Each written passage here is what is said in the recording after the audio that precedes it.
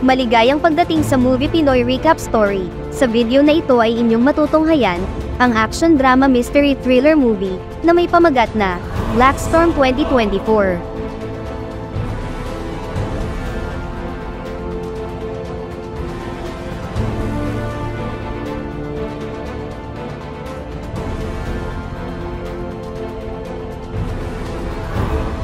Nagsisimula ang kwento sa isang grupo ng mga gangster na sumugod sa isang junk shop na tila balak nilang gumawa ng gulo. Pinagtutulungan nila ang isang lalaking namamasura at nagmamay-ari rin ng maliit na lupang pinag-iimbakan ng mga scrap na nagngangalang Gude. Mapag-aalaman na pinadala sila ng isang mayaman at maimpluwensyang mafia boss sa kanilang bayan para sa pilitang ibenta dito ang lupa na kinatitirikan ng maliit niyang negosyo dahil plano nilang magtayo rito ng marangyang apartment condo para sa mayayaman. Ayaw pumayag ni Gude dahil sa bukod sa maliit na halaga lamang ang alok nila ay ang lupang ito rin ang pinamana ng kanyang mga magulang at ang pagbebenta ng scrap na lamang ang negosyo na nagtataguyod sa pag-aaral ng kanyang kapatid. Hindi nagtagal dahil sa pangpepuwersa ng mga ito ay wala siyang nagawa ng sapilitan na siyang pinapirma sa kasulatan. Bago sila magsialisan ay sinabihan siya na mayroon na lamang siyang 3 araw na palugit para tanggalin na ang lahat ng kanyang mga basura. Samantala kasabay nito sa kabilang panig ng bansa, ang isang police agent na nagngangalang Lei Wang ay nakaposisyon sa lokasyon para hulihin ang isang most wanted na individual na kasalukuyang nanananghalian sa isang restaurant. Sinubukan niya itong hulihin sa matiwasay na pag-aresto ngunit minaliit siya ng malaking bulas na lalaking ito. Nanlaban ito at tila minaliit niya si Lei dahil kung titignan sa una ay mukha lang itong isang ordinaryong pulis. Subalit kaila sa kanyang kaalaman ay nagkamali pala siya ng minaliit dahil sobrang husay pala nito sa mano-manong bakbakan. Nang tuluyan na nila itong nadampot ay dito na nakatanggap ng masamang balita si Lei patungkol sa nangyari sa kanyang kabaryo at kaibigan na si Gude. Gumawa ito ng video kung saan sinusumbong niya ang kanyang sitwasyon dulot ng mga gangster at mayaman nilang amo na nasa likod ng lahat. Dahil mabilis itong nag-viral at maraming pangkahantulad na pangyayaring panggugulo ang nagaganap sa probinsya kung saan siya lumaki ay mismong ang police chief na niya ang nag-utos na imbestigahan ang mga nagaganap sa nasabing lugar. Subalit sa gabing iyon, nang inakala ni Gude na dumating na ang mga tutulong na pulis ay eto ang bumungad sa kanya nang binuksan niya ang harang na tolda. Mabilis siyang inatake ng hindi patukoy na lalaki na maaaring pinadala ng mafia boss na nagngangalang Wei Lang. Tila lubos na hindi nito nagustuhan ang ginawang pagsusumbong ni Gude sa ginawa nitong video kanina.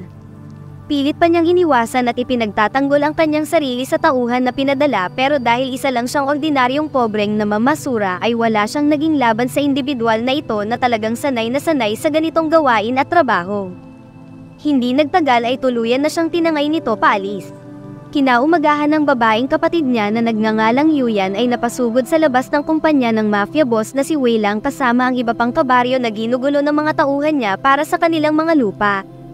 Ang hiling ni Yuyan ay ibalik na ang kanyang kuya dahil alam niya na siya lamang ang may motibo sa pagkakawala nito kagabi.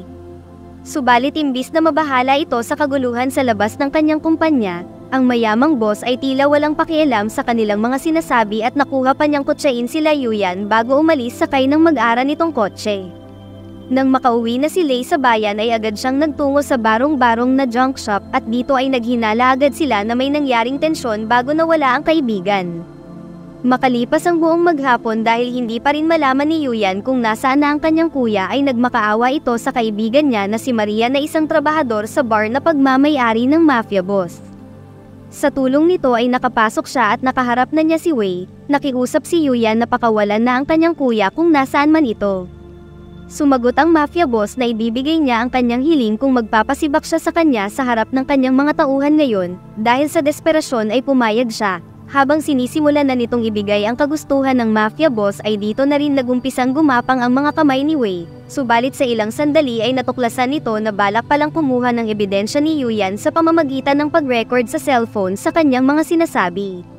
Sinubukan agad ni Yuyan na tumakas pero huli na ang lahat, nagalit ng sobra ang malupit na mafia boss dahil sa lakas ng loob niya na kalabanin siya.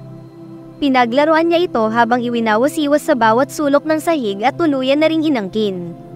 Tinangkapan niyang lumaban ngunit dahil rito ay hindi na nakapagpigil si Wei at tuluyan na siyang tinapos. Pagkatapos ay inutusan nito ang manager ng bar na si Linlin na linisin ang lahat ng ebidensya. Kinaumagahan ay natagpuan na lamang ito ng kanyang tiyuhin na si Gushan malapit pa mismo sa kanilang baryo.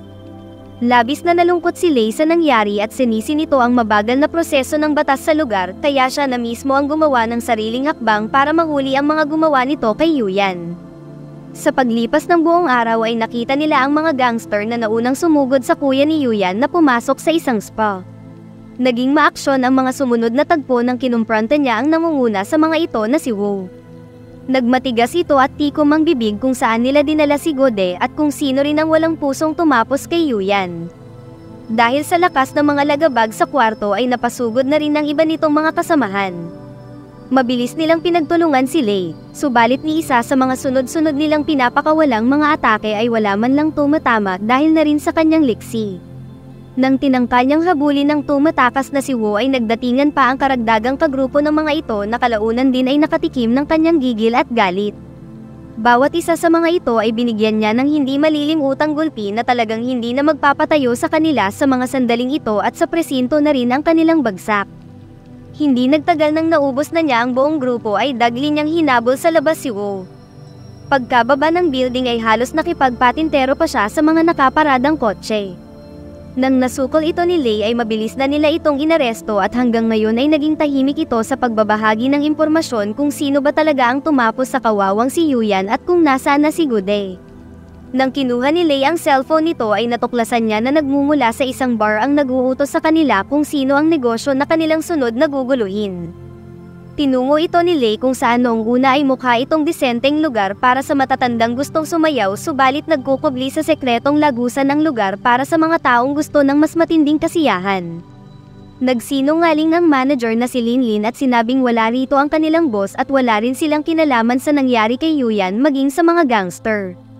Gayong ang totoo, nasa kabilang kwarto lang ang mafia boss na tila pinagtatawanan pa siya habang nag-aararo. Dahil kulang ang ebidensya ay umalis na rin siya subalit habang pauwi na siya ay may sumugod na 2 hitman na nagpapanggap na mag-asawa. Sa loob ng nasabing elevator ay talagang gusto siyang tapusin agad ng 2 ito. Mabilis niyang iniwasan ang lahat ng pag-atake nila habang may gamit-gamit na armas na mahahalata na isa silang propesyonal na assassin dahil mas mapanganib at mahusay ang pamamaraan nila sa pakikipagbakbakan kesa sa mga gangster kanina. Tiyak lamang na ang nagpadala sa mga hitman ay walang iba kung hindi si Wei at mababatid na hindi nila siya hahayaang makalabas pa ng elevator na may buhay pa. Naging napakatindi ng bakbakan at talagang napalaban ng todo si Lei kung saan kinailangan na niyang gumamit ng fosas para maging doble ang lakas ng kanyang mga atake. Kasabay nito habang patuloy na busy siya sa pagharap sa mga kalaban ay wala siyang kaalam-alam na ang tatay niya ay tinangay na pala ng mafia boss at pinaglaruan nila ito kung saan kanilang pinalalabas na mahilig siya sa pambababae. Matapos tuluyang magapi ang 2 hitman at matawagan ng mga kasamahan para maaresto na sila ay eto ang tumambad sa kwarto niya. Ang kama niya ay punong-puno ng milyong pera. Lumalabas na konektado ang lahat mula sa pagdukot sa kanyang tatay kasama sa litrato ang mga babaeng tauhan para palabasin na isa rin siyang kurap na pulis na umuwi lang ng bayan para magpapasaya sila ng kanyang tatay gamit ang mga suhol na pera. Dahil rito nagwala ang mga taga-baryo sa labas at inakusahan sila na nabayaran na sila ng mayamang mafia boss na ngayon ay tuwang-tuwa at napapasayaw pa dahil gumana ang mga naisip nitong plano para sirain sila. Matapos pagbabatuhin ng salamin ng kanilang tanggapan ay inatake din sila ng mga galit na mga mamamayan. Pilit nilang inawat ang mga ito kahit pa sila na ang napupuruhan subalit sa ilang sandali lang ay mas tuluyan pa silang nasira nang ang inawat na lalaki ni Lei ay bigla na lang bumagsak ng walang dahilan na nagdulot ng pagbibintang na siya ang may gawa nito sa nasabing lalaki. Dahil rito ay nasuspinde si Lei habang nagkakaroon ng pag-iimbestiga at hindi nagtagal ay pinamukha ng mayamang mafia boss na siya ang makapangyarihan sa buong bayan na ito at lahat ng kanyang gustuhin ay nangyayari na lahat ng sinumang bumangga sa kanya ay napapahamak lamang at hindi nagtatagumpay. Sa mga sumunod na araw habang nasa palengke ay nakita ni Jun ang bodyguard ni Wei na pamisteryosong nagpunta sa tila squatter area ng bayan. Bigo siya na masundan ito at makikita na lamang nagtungo na pala ito sa bahay ni Maria. Nakatakda nitong iligpit si Maria dahil siya ang kaibigan ni Yuyan na nagpapasok ng gabing iyon at naging saksi rin sa mga nangyari. Matapos maunang tapusin ang mga kasama sa apartment ay nagawa pa niyang sumunggab ng pag-atake. Subalit wala rin itong naitulong sa kanya nang sinimulan na nitong isakatuparan ng pakay sa pagpunta. Sinubukan pa niyang lumipat sa kabilang kwarto habang nakikiusap sa hitman na nagngangalang Dojun. Dahil sa ingay na nagmumula sa nasabing apartment ay natunton ni Lei ang lokasyon nila, mabilis siyang dinamba nito ng pagsugod na agad rin niyang mga naiwasan. Nang ibinagsak siya ay katakataka na lamang na umalis agad ito at tinignan siya na may halong panlilisik pa sa mga mata.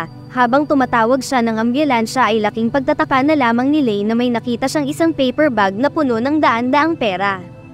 Kalaunan ay napagkonekonekta na rin nila Lei ang lahat ng mga nangyayari kaya tinungo nito ang bar upang paaminin na ang manager na si Linlin. Hanggang ngayon ay nagmatigas pa rin ito at sinabing wala siyang aaminin dahil sa pagkakaalam niya ay nasuspinde na siya sa kanyang pagkapulis. Nagbago lamang ang ekspresyon ng mukha nito nang sinabi ni Lei na nakita niya ang bag na ibinigay niya na pangsuhol sana kay Maria para sa kanyang pananahimik. Sa ilang sandali ay lumitaw na si Dojun at agaran niyang pinabagsak si Lei.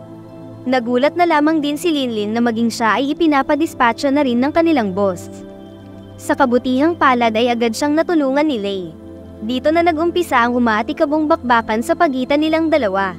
Sobrang nahirapan si Lei sa pakikipagtunggali niya sa assassin na ito na kahit anong gawin niyang pagsugod ay tila ba hindi nito iniinda at siya pa ang unti-unting napupuruhan. Nang umabot na sila hanggang sa labas ay makikita na mas lamang pa rin talaga ang kalaban na hitman kahit pa may ilang mga sandaling napapabagsak niya ito. Sa gitna ng patuloy na matinding sagupaan ay napagtanto ni Lei na si Dojun ang siyang kumuha kay Gode base sa bakas na iniwan ng gamit-gamit nitong bakal na hook. Kaya dahil rito ay mas naging determinado si Lei na magapi siya ng gayon ay mahanap na niya ang nawawalang kabaryo at mabigyan na rin ng linaw ang nangyari kay Yuyan. Matapos ang makailang beses niyang pagbagsak ay tila nagtagumpay na si Lei na daanin sa tiyaga ang pagtalo sa kanyang kaharap. Unti-unti ay napansin niya na bumabagal na ang galaw ni Dojun kaya sinamantala na niya ang magandang pagkakataon para mas pagigihan pa ang ginagawa niyang pakikipagbakbakan. Hindi nagtagal, bagamat maraming tinamo si Lei ay mas nanaig pa rin siya sa kanilang laban kung saan matagumpay na niyang natalo ito. Dahil sa pagkakahuli sa kanang kamay na hitman na si Walat ang katiwalian ng isa nilang kasamang pulis at ang kapitan ng baryo na si Goshan na tiyuhin pa man din nila Yuyan. Lumalabas na ito ang nagtago kay Gode sa isang warehouse na pagmamay-ari ng mafia boss at may relasyon ito sa manager ng bar na si Linlin. Ngayon na mayroon na silang mga ebidensya ay animoy tutang takot na naghahandang tumakas si Wei. Nang maswerteng nakawala si Gode ay galit na galit nitong inatake ang dalawa. Inatake rin siya ng mafia boss subalit sa pag-aakala ni Goshan na isasama siya paalis ay dito siya nagkamali ng pinagkatiwalaang tao dahil ngayon na wala na siyang pakinabang ay tinapos na rin siya nito. Sumakay ito ng kanyang kotse at nakahanda ng tumakas, sa hindi niya inaasahan parating na pala sila Lei at walang alinlangan siyang binangga. Maswerte pa na wala itong tinamong kahit ano kaya nagawa pa nitong atakihin si Jun. Kagad na napasugod si Lei at pinigilan niya ito sa balak niya. Tila hindi inasahan ni Lei na may husay rin pala ang mayamang mafia boss sa mano-manong laban. Hindi niya lubos akalain na mahihirapan rin siya sa paglaban kay Wei na sa unang tingin ay puro utos lang sa kanyang mga tauhan. Naging napakatindi ng umaatikabong bakbakan na umabot hanggang sa pagawaan ng kanyang mga ibinibilad na produkto sa pag-aasam na makatakas bago pa makarating ang mas maraming otoridad. Nang dumating sa punto na wala na siyang lakas pang lumaban ay hiniling niya kay Lei na tapusin na lang siya pero hindi ito sinunod ng tapat na pulis. Alam ni Lei na sa dami ng kasamaang ginawa nito ay mas mapagbabayaran niya ang lahat kapag nakakulong siya sa panghabang buhay. Sa pagtatapos ay nasiwalat na rin ang mga katiwalian na ginagawa nito sa kanyang mga negosyo at dahil sa hindi mabilang na kasalanan na ginawa ay hindi na siya maisasalbo pa ng kanyang maraming pera. Special shoutout sa Island Garden City of Samal, shoutout rin kay Happy Cabin, kay Roderick Gavino ng Bulacan, kay Martin Boyok from Korea, at sa huli kay Bogard Kainin. Maraming salamat po sa inyong walang sawang panonood at pag-like ng ating video.